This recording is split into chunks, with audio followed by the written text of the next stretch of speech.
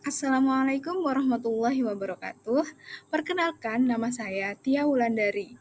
Nah, di sini saya akan mempresentasikan tugas mata kuliah literasi dalam lintas mata pelajaran pada topik 5.7 aksi nyata. Tugasnya yaitu menuangkan hasil refleksi dalam bentuk digital storytelling. Pertanyaan yang pertama yaitu pemahaman baru apa yang Anda dapatkan setelah mempelajari konsep refleksivitas. Refleksivitas merupakan bentuk pembelajaran yang mengajarkan seseorang untuk merefleksikan dirinya atas pengalaman yang dimiliki maupun tindakan yang dilakukan. Tujuan refleksi ini adalah untuk mendapatkan makna tiap kegiatan, sehingga akan mengubah perspektif konseptual. Proses refleksi meliputi 3 tahap, yaitu yang pertama, pengalaman, yaitu meliputi perilaku, gagasan, perasaan yang dialami seseorang. Yang kedua, refleksi, yang meliputi menghadirkan kembali pengalaman, mengelola perasaan, memanfaatkan perasaan positif, dan membuang perasaan negatif. Dan yang ketiga, yaitu hasil, yang meliputi perspektif baru, perubahan sikap dan perilaku, kesiapan untuk mengaplikasikan, dan komitmen untuk bertindak. Selanjutnya, pertanyaan yang kedua yaitu, setelah membuat naratif literasi, apakah Anda benar-benar yakin bahwa literasi sangat berpengaruh dan bermanfaat dalam kehidupan Anda? Nah, sebelumnya saya akan menjelaskan terkait definisi dari naratif literasi dulu. Jadi, naratif literasi adalah tulisan reflektif yang menceritakan tentang kisah seseorang terkait dengan proses dan perjalanan dirinya dalam mengembangkan berbagai bentuk literasi, termasuk membaca, menginterpretasi, dan sebagainya. Menurut Yang, tahun 2004, naratif literasi bukan hanya sekedar cerita tentang bagaimana seseorang belajar membaca dan menulis, namun naratif refleksi ini dapat membantu seseorang untuk mendefinisikan dirinya dan apa yang menjadi impian hidupnya, baik sebagai seorang individu maupun sebagai bagian dari komunitas. Nah, berdasarkan uraian tersebut, dapat disimpulkan bahwa naratif literasi dapat membantu seseorang untuk mendefinisikan pengalamannya sendiri. Baik, selanjutnya memasuki naratif literasi oleh saya. Saya senang sekali membaca buku. Saya dikenalkan huruf dan angka oleh kedua orang tua saya. Kemudian, mempelajari lebih lanjut tentang membaca dan menulis di bangku sekolah. Ketika duduk di bangku SD, saya suka membaca buku pelajaran, terutama yang bernuansa ilmu pengetahuan alam, serta mata pelajaran yang lainnya seperti IPS, bahasa, dan juga menyukai cerita dongeng. Karena ketertarikan saya untuk berliterasi ini, saya dapat menambah wawasan saya di berbagai aspek yang telah saya pelajari tersebut. Selain membaca buku tentang ilmu pengetahuan, semenjak menginjak bangku SMP, saya juga menunjukkan ketertarikan saya untuk membaca novel atau cerita fiksi. Hal ini berawal dari teman-teman saya yang suka membawa novel, dan mereka meminjamkan buku novelnya kepada saya. Pada saat itu juga, saya mengenal novel-novel digital melalui aplikasi Wattpad dan berupa file PDF. Novel yang saya baca juga dari beberapa genre seperti persahabatan, romantis, keagamaan, misteri, inspiratif, dan sebagainya. Saya juga suka membaca buku yang berisi motivasi, self-improvement, dan semacamnya karena dapat membuat saya introspeksi diri dan meningkatkan motivasi saya supaya menjadi manusia yang lebih baik lagi ke depannya. Dalam kegiatan membaca, saya biasanya suka membaca di tempat yang memiliki kondisi yang tenang dan nyaman. Ruangan sepi dan sunyi, hanya terdengar bunyi lembaran halaman buku yang berganti, merupakan kondisi yang tepat untuk membaca.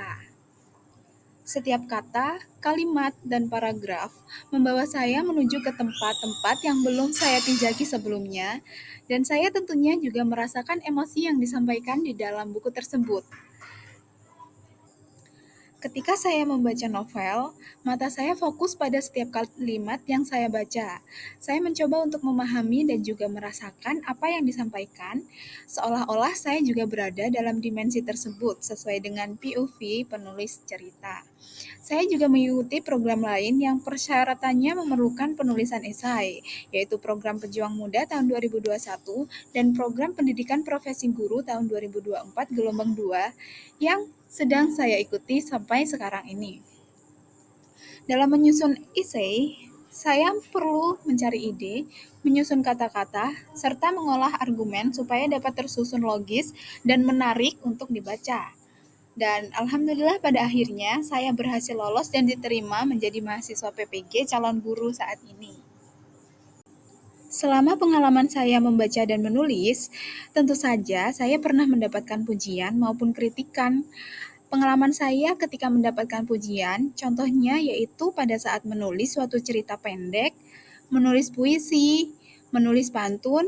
Nah, hal tersebut terjadi ketika saya duduk di bangku sekolah dulu. Nah, selain pujian, saya juga memiliki pengalaman mendapatkan kritikan loh. Salah satu contohnya yaitu pada saat saya kuliah S1 dulu ketika semester akhir pada tepatnya, saat penyusunan tugas akhir atau skripsi. Ketika saya melakukan bimbingan dengan DPU atau dosen pembimbing utama, saya beberapa kali mendapatkan kritikan terhadap tulisan yang saya susun, mulai dari pemilihan kata, mengaitkan antar kalimat, penulisan tanda baca, dan lain sebagainya. Nah, adanya pujian dan kritikan ini merupakan suatu hal yang lumrah untuk ditemui. Yang penting kita bisa upgrade diri kita menjadi lebih baik lagi. Kemudian saya merasa bangga saat berhasil membaca bahan literasi yang dapat meningkatkan pengetahuan, mendapatkan wawasan baru, serta dapat mengubah diri saya menjadi pribadi yang lebih baik lagi. Saya juga bangga saat saya berhasil menulis suatu tulisan yang bermakna. Juga pada saat saya dapat berbagi tulisan bermanfaat yang dapat dibaca oleh orang lain dan bernilai positif. Saya merasa ada kepuasan tersendiri ketika saya melakukan hal-hal yang positif dan berdampak kepada orang lain. Tentu saja saya yakin bahwa literasi sangat berpengaruh dan bermanfaat dalam kehidupan saya. Berikut ini merupakan beberapa manfaat literasi dalam kehidupan. Antara lain, yang pertama, dapat melatih konsentrasi dan fokus dalam setiap kegiatan. Yang kedua, melatih kemampuan berpikir kritis dalam mengambil keputusan. Tiga, sebagai calon pendidik, literasi dapat melatih kemampuan berbicara di depan umum dan berinteraksi dengan peserta didik. Empat, meningkatkan kepekaan terhadap informasi yang ada di berbagai media. Lima, mengasah kemampuan menulis dan merangkai kata-kata dengan baik. Dan yang keenam yaitu memiliki sikap terbuka terhadap semua orang. Baik, selanjutnya nomor 3. Bagaimana pengalaman Anda mengenai literasi dapat menolong siswa untuk mempunyai budaya literasi? Pengalaman saya mengenai literasi dapat menolong siswa untuk mempunyai budaya literasi, yaitu ketika saya melaksanakan PPL 1. Tempat pelaksanaan PPL 1 saya di SMP Negeri 1 Panti. Kegiatan literasi rutin yang dilakukan di SMP Negeri 1 Panti, yaitu kegiatan literasi dan numerasi yang dilaksanakan selama 20 menit sebelum dimulainya kegiatan belajar mengajar. Kegiatan ini dipimpin oleh guru yang mengajar pada jam pertama di masing-masing kelas. Kegiatan ini dilakukan berselang-seling setiap harinya. Misal, hari Senin kita literasi, hari Selasa kita numerasi, dan begitu pun selanjutnya. Dengan adanya kegiatan ini, peserta didik menjadi terbiasa akan literasi dan mereka melestarikan budaya literasi. Nah, sehingga hal ini dapat bermanfaat bagi mereka karena dapat membantu mereka dalam belajar dan meningkatkan kompetensinya. Selanjutnya, pertanyaan yang terakhir yaitu, sebagai seorang calon guru, hal apa yang paling ingin Anda lakukan untuk berkontribusi dalam membudayakan literasi di lingkungan Anda? Saya ingin berkontribusi dalam meningkatkan budaya literasi, salah satunya di lingkungan sekolah. Beberapa strategi yang dapat saya lakukan untuk menciptakan budaya literasi yang positif di lingkungan sekolah, antara lain, strategi yang pertama yaitu mengkondisikan lingkungan fisik ramah literasi. Kegiatan yang dapat dilakukan adalah, pertama, menyediakan pojok baca dengan tampilan yang menarik perhatian peserta didik dan memfasilitasi buku-buku dengan jenis bacaan yang bervariasi. 2. Memajang karya peserta didik di mading atau dinding kelas untuk memberikan semangat kepada mereka. Ketiga, menciptakan kelas yang kaya akan informasi. Selanjutnya, untuk strategi yang kedua, yaitu mengupayakan lingkungan sosial dan afektif sebagai model komunikasi dan interaksi yang literat. Kegiatannya yaitu Pertama, melakukan kegiatan pentas seni setiap tahunnya.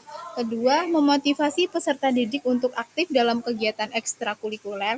Yang ketiga, melakukan kegiatan hari besar untuk berliterasi. Keempat, menyelenggarakan lomba bulan bahasa dengan berbagai kegiatan lomba yang bernuansa literasi. Untuk strategi yang ketiga, yaitu mengupayakan sekolah sebagai lingkungan akademis yang literat. Untuk kegiatannya yaitu pertama, kegiatan literasi numerasi selama 20 menit sebelum dimulai pembelajaran. Kegiatan kedua, membuat jadwal kunjungan ke perpustakaan wilayah bersama peserta didik. Dan kegiatan yang ketiga, untuk menunjang kemampuan guru dan staf, maka guru dan staf tersebut perlu diberikan kegiatan program pelatihan peningkatan pemahaman tentang program literasi. Cukup sekian presentasi yang dapat saya sampaikan, kurang lebihnya saya mohon maaf. Terima kasih. Wassalamualaikum warahmatullahi wabarakatuh.